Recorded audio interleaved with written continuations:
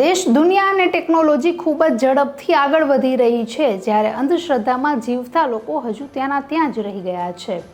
સુરેન્દ્રનગરના જોરાવરનગરમાં અંધશ્રદ્ધાની હચમચાવી દેતી ઘટના સામે આવી છે।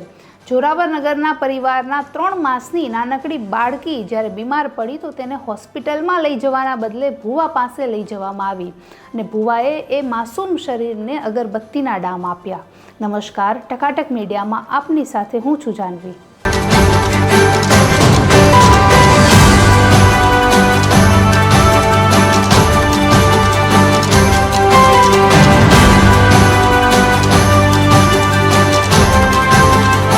દિવસ તો વીતી ગયો, પણ બીજા દિવસે બાળકીની સ્થિતિ ખૂબ જ બગડી। પરિસ્થિતિની ગંભીરતાને ધ્યાનમાં લઈને તેને તાત્કાલિક જ સુરેન્દ્રનગરની હોસ્પિટલમાં દાખલ કરવામાં આવી।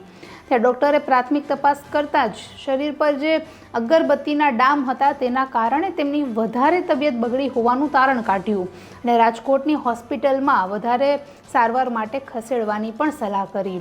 બાળકીને રાજકોટ એમ્બ્યુલન્સના માધ્યમથી લઈ જવાય અને ત્યાંની સિવિલ હોસ્પિટલની જનાના હોસ્પિટલમાં જે બાળકોનો વિભાગ છે ત્યાં સારવાર માટે ખસેડવામાં આવી। ડૉક્ટર અને નિષ્ણાંતે એમની પ્રાથમિક તપાસ કરતાં જ શરીર પર જે અગરબત્તીના ડામ હતા તે જોઈ એમણે રાજકોટના પોલીસ સ્ટેશનમાં ફરિયાદ નોંધાવી અને તમામ ઘટનાની વિગતો પણ આપી।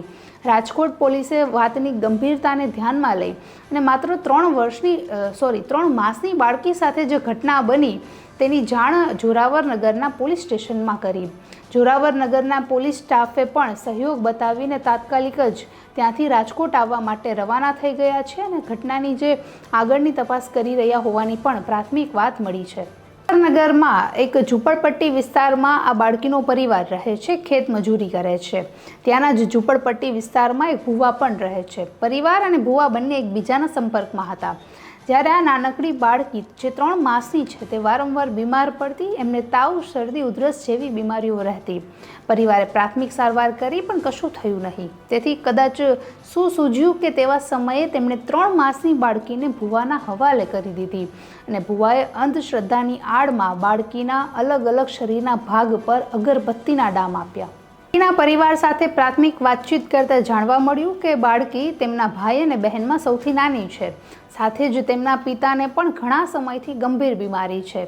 તો પિતાની બીમારીની અસર આ 3 માસની નાનકડી બાળકીને થઈ હોય તેવું તેમને લાગતું હતું। તો દવા સાથે દુઆ પણ વધારે કામ કરશે તેવી આશાથી તેઓ ભુવા પાસે ગયા અને ભુવાએ કંઈ જાણ્યા જોયા વગર માત્ર 3 માસની બાળકીને અગરબત્તીના ડામ દઈ દીધા, જેનાથી તબિયત સુધરવાને બદલે વધારે બગડી ગઈ।